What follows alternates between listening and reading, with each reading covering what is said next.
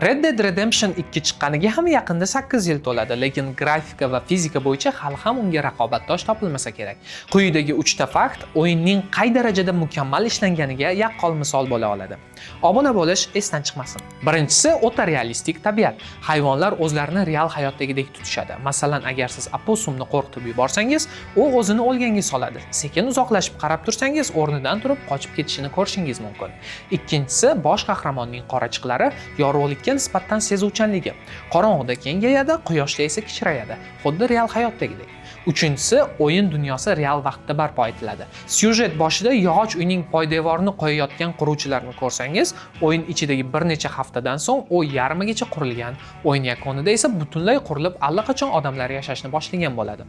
Qo'pol qilib aytganda, RDR 2 ni real hayot simulyatsiyasi desa bo'ladi menimcha. Siz yana qaysi qiziqarli jihatlarini bilasiz? Albatta izohlarda yozib keting.